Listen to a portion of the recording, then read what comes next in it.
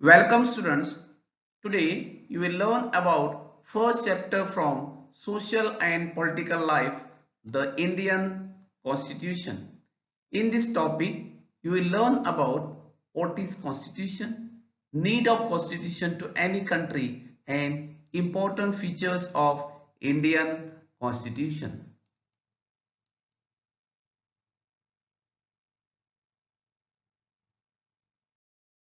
The Indian Constitution. First, let's have knowledge about why does a country need constitution.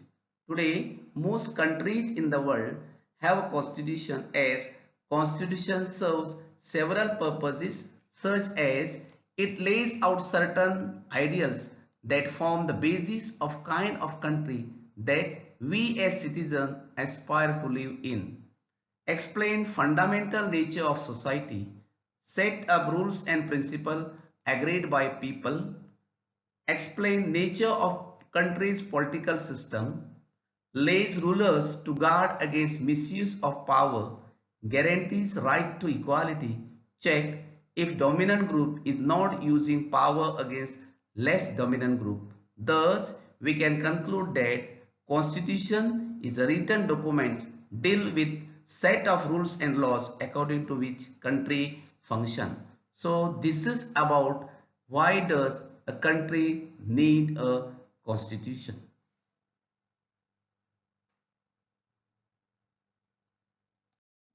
Let us discuss about Indian Constitution and its key features. Brief history of Indian Constitution. The process of making of Indian Constitution started with the election of the Constituent Assembly held in July 1946.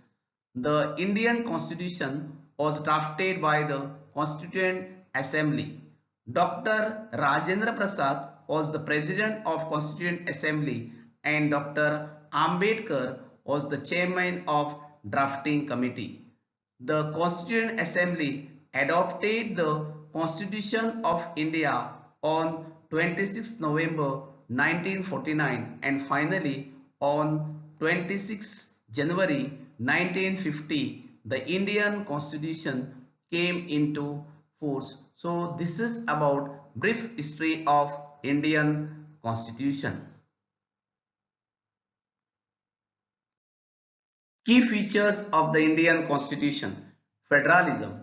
Federalism refers to the existence of more than one level of government in the country. In India, there are two levels of government, state government and the central government. State government is at the state level and central government is at the central level. Panchayati Raj is the third tier of government, parliamentary form of government. According to the constitution, India has adopted parliamentary form of government. That means parliament is supreme in India. People elect their representatives by equal voting right to represent themselves in the parliament. Separation of power. The constitution of India separated the powers of government according to three lists: union list, state list and concurrent list, in order to work each government independently. Union list is referred to central or union government, state list is to the state government and concurrent list is to both the governments. Fundamental rights. Fundamental right is the most important key feature of Indian Constitution. Fundamental right protect citizens against the arbitrary and absolute exercise of power by the state. Secularism. Secularism means state do not have state religion. All religions are given equal status.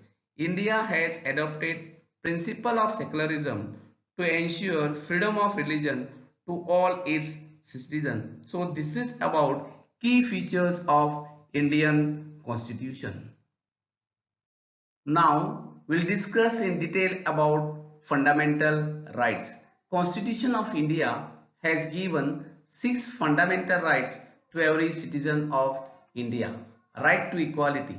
This means that all are equal before law. All persons shall be equally protected and treated by the laws of the country. There should not be any kind of discrimination on the basis of caste, creed, religion, language, etc. Right to freedom. This includes right to freedom of speech and expression, right to form association, to practice any profession, etc. Right against exploitation. Under this right, Constitution prohibits forced labor and children working under 14 years of age. Right to freedom of religion. Every person is free to practice, preach and propagate his own religion. Cultural and educational right. Under this right, every person is ensured his cultural and educational right by the Constitution. Right to constitutional remedies. This allows every person to go to the court for the enforcement of fundamental right if there is violation of his fundamental rights. Besides this, Constitution has also adopted directive principles of state policy for greater social and economic reforms. So this is about fundamental rights and directive principle of state policy. With this, I conclude the today's topic, the Indian Constitution. Thank you.